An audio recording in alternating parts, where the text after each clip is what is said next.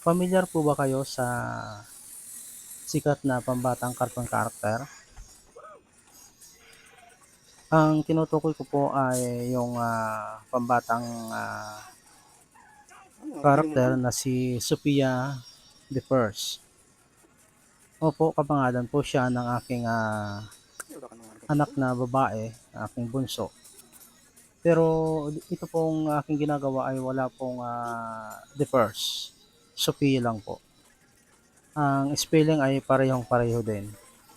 So, ngayon, ginawa ko ito para maipakita sa inyo yung aking talent na pag-lettering at in-encourage ko po ang lahat, ang aking mga followers na maaari po kayong mag-request ng pagpapalettering ng inyong mga pangalan.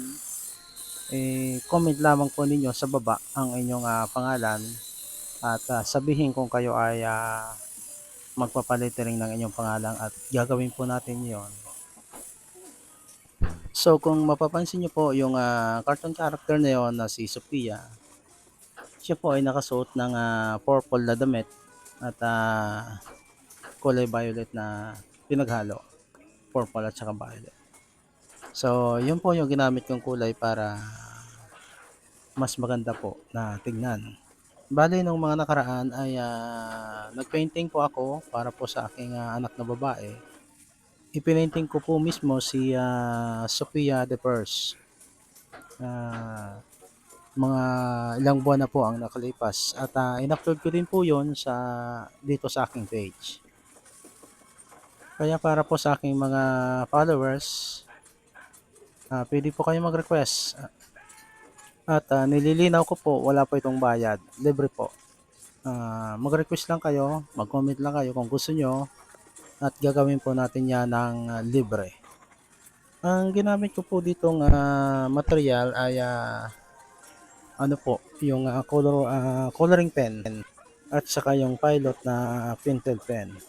Yung coloring pen ay kabibili ko lamang po kanina lang kasi nga gagawa ako ng ganitong uri ng content at gusto ko sana ay may mag-request na magpagawa din ng pangalan para halos araw-araw ay meron tayong content na gagawin. Ang aking hilig po ng pagdo-drawing, pagdo-lettering ay nagsimula pa nung bata pa ako. Nung ako ay grade 1, mahilig na po talaga ako mag-drawing. Nung ako ay mag-grade 3, nagsimula na rin ako mag-lettering. Ang gamit ko po noon ay colored chalk na kuminsan ay inuutosan ako ng mga teachers na mag-drawing at mag-lettering. Halimbawa ng buwan ng wika, scouting month, fire prevention month. Meron po kaming parang malaking board sa labas ng school at doon ko po ginagawa yung aking mga obra. Pagka sinabi po ng teachers ko na, oh, Jerry, fire prevention month na, mag-drawing ka na doon sa board.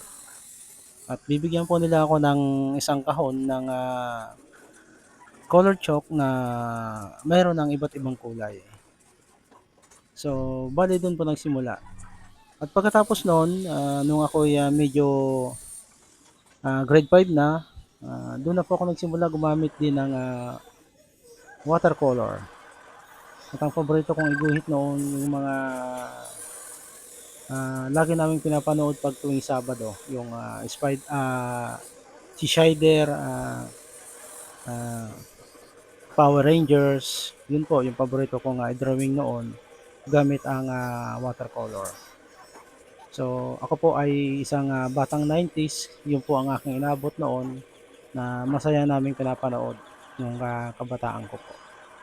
So sana po ay nagustuhan ninyo itong aking content ngayon at sana ay may mag-request po sa inyo na kung gusto niyo magpagawa ng o magpa-lettering ng inyong pangalan ay gagawin po natin iyon. Tapos kung gusto niyo naman magpagawa ng charcoal portrait, pwede rin naman po. Mag-request lang po kayo at gagawin po natin yun. For the sake of content po. Para may content tayo araw-araw. At muli po akong nagpapasalamat sa inyong suporta na hindi niyo ako iniiwan sa ere. Andiyan pa rin kayo kahit anong mangyari. At bilang pasasalamat, yun po ay ito po yung aking ino-offer sa inyo ngayon. Ito po ay libre lamang po. Wala pong bayad yan. Hanggang dito na lamang po yung aking content ngayon at maraming maraming salamat po sa inyong panunood.